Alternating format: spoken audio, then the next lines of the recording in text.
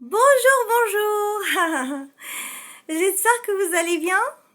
Ah, là, nous continuons. Enfin, Pourquoi toujours je dis nous? Wow, ça va pas ou quoi dans ma tête? Il y a plusieurs personnes là ou quoi? Non, je rigole. Non, non, je suis pas schizophrène. Hein. Je critique pas les schizophrènes, les pauvres, mais je veux dire, je suis tout sauf schizophrène. Heureusement, merci mon Dieu. C'est une maladie très, très, très, très difficile, mais qui se soigne, heureusement. Donc à la première personne du singulier, je continue sur la musique classique, et puis puisque je n'ai qu'une parole, je me suis entraînée sur ça, en fait une dizaine de fois, ouais. Parce que j'avais promis de chanter sur le Requiem de Mozart. Wow. Cette vidéo est juste pour ceux qui aiment la musique classique, hein, parce que sinon, je comprends qu'on puisse ne pas aimer la musique classique et surtout le requiem, qui est souvent très triste. Oui, oui, oui, je veux dire que je répète que le requiem dure, pour ceux qui n'ont pas suivi l'ancienne vidéo, dure à peu près 1 heure et que c'était à l'époque des rois et des reines. Ouais, qui ont été massacrés, je vais en parler, à la Révolution française, bien fait pour leur gueule. À l'époque des aristocrates, on appelle ça, la monarchie absolue, oui, oui.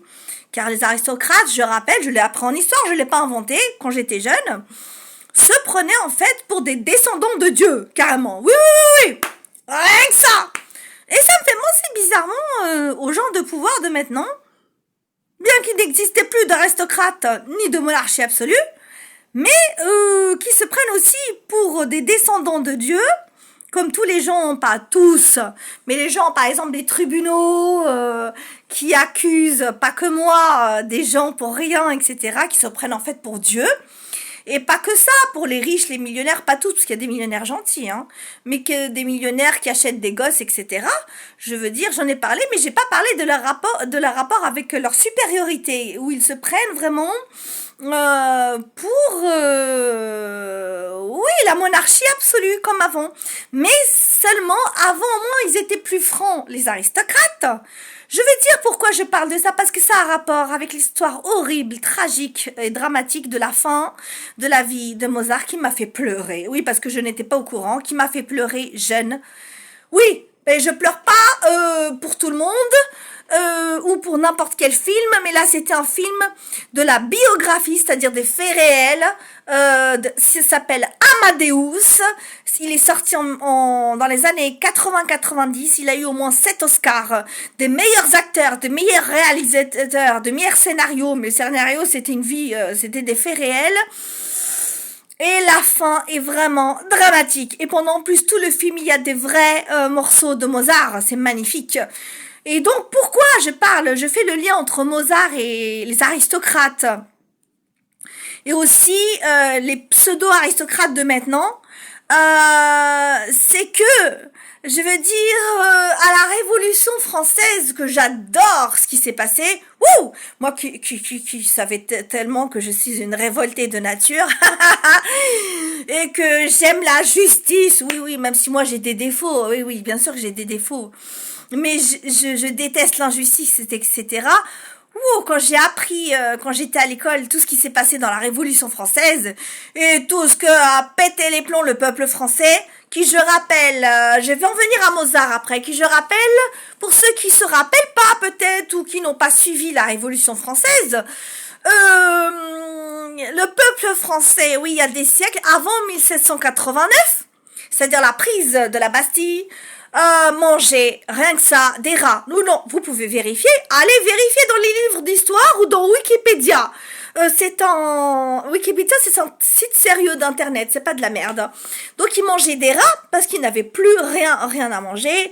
Je veux dire, c'était les véritables misérables de Victor Hugo, comme a écrit sur eux Victor Hugo, pas pour rien, hein. Et donc, mais là, c'était tout le peuple, c'était pas que Jean Valjean. Là, c'était tout le peuple, des enfants, des mamans, et qui mangeaient des rats. Et malheureusement, vous savez très bien que les rats portent des maladies, même jusqu'à maintenant. Donc, ils mourraient. C'était une épidémie de maladies de rats. Il faut que je fasse vite parce que je vais devoir chanter longtemps le Requiem de Mozart. Pas tout, évidemment.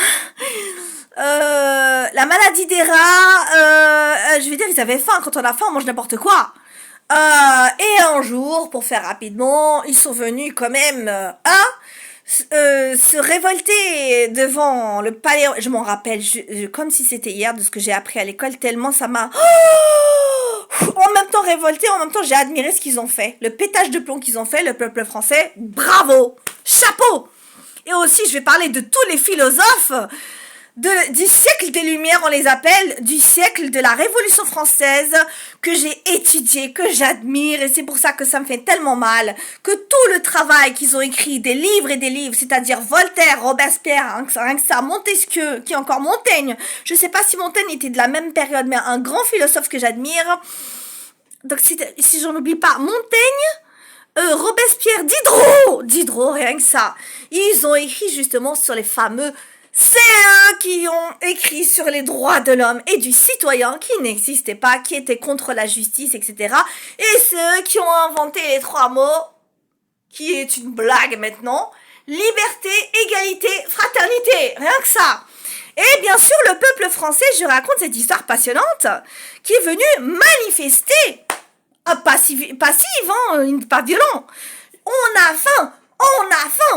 faim avec des gosses mais misérables, ils étaient non mais je décris, c'est écrit dans les livres, en bas du palais royal de la fameuse Marie-Antoinette, la plus grosse salope que j'ai jamais lue dans ma vie, dans les livres d'histoire.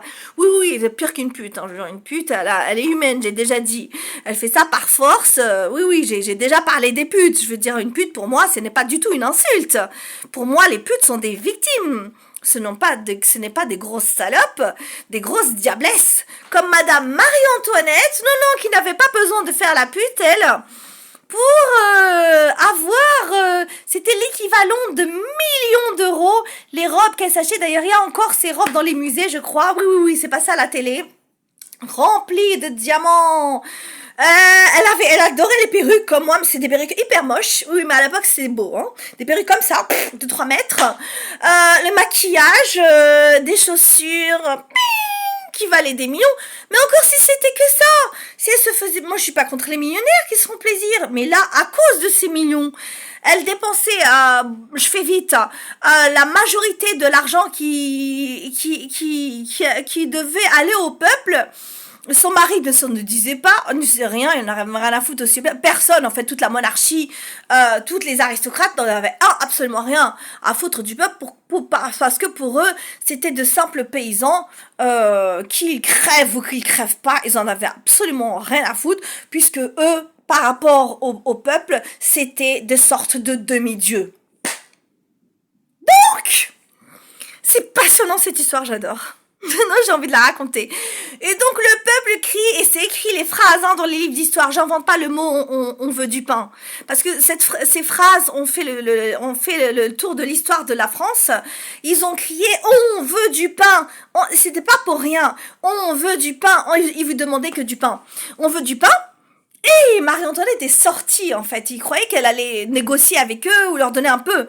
Non, elle est sortie sur son balcon, bien sûr accompagnée de nombreuses serveuses et serveurs, et elle s'est esclaffée en rigolant. Bah là, on comprend qu'il y a eu le feu partout, hein. J'aurais fait pareil si j'étais à l'époque de la Révolution. J'aurais pris plaisir à brûler Madame Marie-Antoinette. Ça aurait été mon fantasme. En fait, non mais vous vous rendez compte, là, elle a pas tué qu'une personne. Elle s'est moquée dans tout un peuple misérable et malade, avec des enfants qui crevaient la faim, et elle a répondu, et je terminerai sur ça, cette phrase est très connue dans toute la France, de l'histoire de la France. Elle a répondu, même pas à eux, parce qu'ils méritaient pas, même pas que ça s'adresse à eux, puisque c'était des merdes, en gros, le peuple français, pour elle. Elle a dit à ses serveuses, ha! Ouais, bon, je l'ai pas vu dire comme ça, mais j'imagine. Ha! Ils veulent du pain! C'est connu, cette phrase. Alors, donnez-leur de la brioche! Ha! Et en gros, c'est comme si elle leur a fait un doigt d'honneur, mais elle l'a pas fait. Et ils sont restés comme ça veut dire en fait elle s'est foutue de leur gueule. Et bah là, ils ont pris bon, je sais pas comment dire, des bâtons avec un truc, des tissus à l'époque, et avec du feu, ils ont mis le feu au royaume, c'était génial. Et malheureusement, je ne comprends pas. Mais le peuple a été très gentil, hein, parce que quand, déjà adolescente, j'étais pour œil, dent pour dent. Oui, oui, oui. Et je vais expliquer la signification pour moi, qui a le œil pour œil, dent pour dent, de la loi du talion, oui, 10 minutes. J'ai jamais expliqué que ce n'est pas juste de la vengeance pour moi, personnellement. C'est parce que sinon ce serait bête, oui, juste se venger de quelqu'un pour rien, comme ça. Non, pour moi, le œil pour œil, dent pour dent, depuis mon adolescence avec les punks, ils me l'ont bien fait comprendre, c'est eux, j'ai déjà dit qu'ils m'ont fait l'éducation, m'ont expliqué, et je l'ai très bien compris, que le œil pour œil, dent pour dent, c'est faire souffrir quelqu'un à mort, pas à mort forcément, mais le faire souffrir terriblement, par exemple la torture, pour cette Marie-Antoinette, je n'ai pas compris quand j'étais jeune pourquoi ils l'ont pas torturée. Mais pas juste pour lui faire du mal, c'est pas ça. C'est pas que je suis cruelle, c'est que au moins, même si elle va mourir, qu'elle comprenne avant sa mort l'horreur. Ça aide des fois la souffrance, vous voyez, qu'on fait aux criminels, femmes ou hommes, à comprendre en fait, à les rendre un peu plus intelligents, à comprendre ce qu'ils ont fait à leurs victimes. Maintenant, c'est ma croyance, peut-être que je me trompe. C'est pour ça en fait que les punks se vengeaient comme ça. Et ils ne tuaient pas. Oui, oui, ils les emmenaient juste à l'hôpital, les nazis. C'était pas pour les tabasser, juste pour les tabasser, ça aurait été con.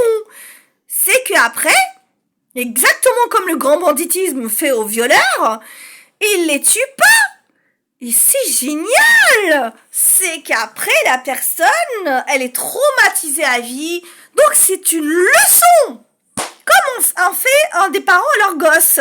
Sauf qu'on va pas torturer son enfant. Et voilà. Et pour parler de Mozart, je fais vite. Vous voyez comment ils ont été même sans pitié avec Mozart, faut le faire. Un grand génie qui était supplié par les rois. Regardez Amadeus, ceux qui s'intéressent vraiment à Mozart, même si c'est un ancien film, il est vendu à la Fnac, à Gilbert Jeune, n'importe où. C'est magnifique, il y a eu plusieurs Oscars. Et j'ai pleuré à la fin, moi qui ne pleure pas sur les films. Non, non, non, j'ai pleuré parce que Mozart pour moi c'était quelqu'un d'important. Même si je le connais pas, c'est pas mon pote. Je veux dire, et c'est pas ces chansons. Ces morceaux, comme le Requiem là, m'ont toujours donné une force terrible, personnellement, parce que c'est sacré. Et je comprends un peu les paroles en latin. Donc ils m'ont donné toujours de la force. Et pour moi, c'était horrible. Je sais, je mets du temps. Mozart, en fait, a été supplié. Il a commencé dès enfant, un génie, à faire du piano pour les rois. Il a été remarqué. Il a composé des opéras, des jeunes opéras, vous vous rendez compte? C'est-à-dire qu'il faut composer, bon, je vais pas décrire parce que c'est trop long, tout un orchestre comme ça, là, avec des gens qui chantent, des chœurs, des instruments de je sais pas combien. Et il a toute sa vie travaillé pour les rois. Ils l'ont toujours supplié et ils ont toujours demandé beaucoup de travail. Et Mozart est mort comme par hasard, il n'y a pas de hasard dans la vie, juste après ce requiem dont je vais chanter une partie. Le requiem comme par hasard qui veut dire messe des morts. Et oui, et vous pouvez le vérifier. Mozart est mort de fatigue en fait. Et pourquoi fatigue? Parce que la fatigue à l'époque générait une fièvre. Et on était au siècle où il n'y avait pas de pharmacie, il y avait que les médecins justement, ils n'avaient pas le moyen de s'acheter, de prendre un médecin. Pourquoi? Parce que les rois qui étaient très cruels, même avec quelqu'un qui n'était pas paysan comme Mozart, une fois qu'il leur servait plus à rien, il avait fini l'œuvre pour eux du Requiem de Mozart, qui était magnifique. Ils lui ont dit, mais tu ne nous sers plus à rien, en gros, hein. On te laisse sans argent. Ils lui ont plus rien donné. Il avait une femme, je rappelle, et un fils de 4 ans. Dans le film, oui, c'est des faits réels. Ils les ont laissés dans la misère. Et ils lui ont même pas donné un putain de médecin pour se soigner de la fièvre, qui allait jusqu'à 40 ou je sais pas quoi. Et il est mort. Juste d'une fièvre, par pauvreté, dans la misère la plus totale. Et en plus, c'est atroce parce que il a même pas eu de cérémonie religieuse. Je sais, il y en a, ils veulent pas de cérémonie religieuse, mais pour lui, c'était important. Il voulait absolument une cérémonie chrétienne parce qu'il croyait vraiment en Dieu. Il était chrétien. Ils ont dit, sa femme a supplié les rois, je raconte le film de faits réels, a supplié les rois, ces enculés, ouais, de lui faire au moins une cérémonie religieuse qui se coûte rien. Je veux dire, faut appeler un prêtre, c'est tout. Et ils ont dit non, non, il nous intéresse plus, il a pas le droit à une cérémonie religieuse. Et même pas un cercueil. J'ai pleuré de tout mon corps hein, quand j'ai vu ça, oui, parce qu'il y avait les images hein, qui reflétaient la réalité. Et le corps, sachez que le corps du grand Mozart, jusqu'à maintenant qu'on écoute, que je chante jusqu'à maintenant des siècles après. Ouais, regardez la cruauté humaine des grands riches. Je critique pas les riches, mais certains. De grands pouvoirs qui existent encore.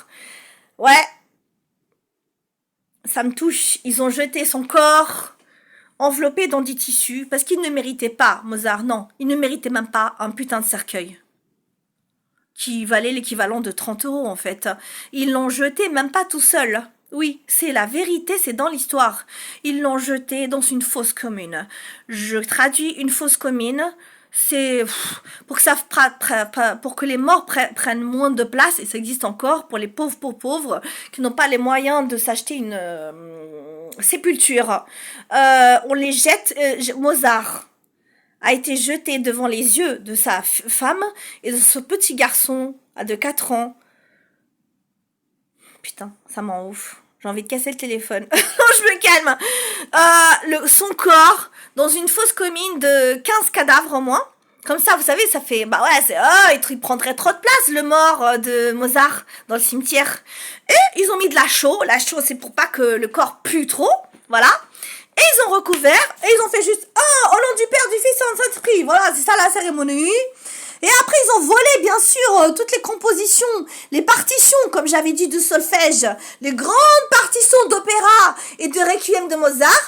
Ils les ont données à d'autres pour qu'ils les jouent. Et ils ont continué à faire la fête, les aristocrates, sur la musique de Mozart qu'ils ont laissé crever. Wouh! Terrible. Hardcore jusqu'à la mort. Alors, pour les droits de l'homme, ouais, nous sommes revenus à la monarchie absolue, déguisée en république, en civilisation républicaine. Oui, parce que quand les droits de l'homme, et moi, je sais, c'est pas grave, ça me révolte pas que les droits de l'homme n'existent plus. Ce qui me fait de la peine, c'est tout le gâchis de tous les livres qu'on écrit, que j'ai lus, pas tous, Diderot, Voltaire, etc., mes philosophes préférés, ouais, à part Socrate et Platon, etc., et tout le travail qu'ils ont fait sur l'idéologie de la justice et des droits de l'homme et du citoyen, qui sont devenus en fait une blague. Et c'est vrai que moi j'ai tendance quand je passe devant une mairie où il y a écrit liberté, égalité, fraternité, j'éclate de rire. Et les gens ils me disent pourquoi tu rigoles et ça fait rire les gens aussi parce que les gens sont d'accord avec moi de tout au milieu hein. Les jeunes, les vieux aussi. Je dis, mais vous trouvez pas que c'est marrant, là? Dans la rue, je dis, liberté, égalité, fraternité. Je me fous de la gueule du truc. J'ai dit, wouh, c'est terrible, on y croit. Hein, vous y croyez? Ils ont mort de rire. Les gens sont morts de rire, je témoigne. Devant toutes les mairies où je passe, c'est écrit liberté, égalité, fraternité. J'ai dit, ouh, c'est génial. Une grosse blague. Bon, allez, 18 minutes. C'est la plus longue vidéo que je vais faire, parce que là, il y a 3 morceaux. Ils sont courts. Chaque morceau dure 5 minutes, ça fera 15 minutes. Ça va. 20 plus 15, bon, ça va être long. Excusez-moi, je vais devoir fermer les yeux. Fermer les yeux pour me concentrer. Je fais très vite, j'ai dépassé le temps. Me concentrer, car c'est plus dur que le Requiem de Verdi que je connaissais par cœur. Là, je le connais par cœur, mais le problème, c'est que c'est des chœurs. Je vais pas répéter. Il y a des basses, il y a des altos, il y a des sopranos. Il y a 2 sopranos qui chantent en même temps, donc je dois chanter 2 voix en même temps. Wouh! Et des altos en même temps. Et je dois pas oublier la différence des voix. Donc, je vais devoir fermer les yeux pour me concentrer. Et je vais devoir le chanter de mémoire, car ce requiem, je l'ai écouté pratiquement toute ma vie, dans les moments les plus hardcore. Voilà. Excusez-moi si je ferme les yeux, je vais essayer de les offrir de temps en temps. Merci.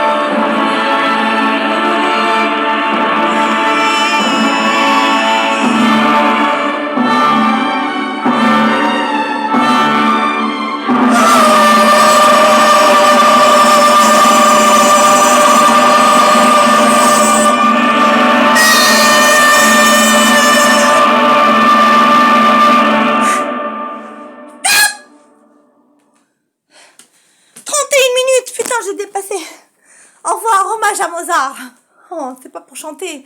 C'est Mozart, mon génie préféré. Mozart, je peux pas vous décrire la force qu'il m'a donnée dans la vie. Je lui dois presque la vie. Oui, bisous.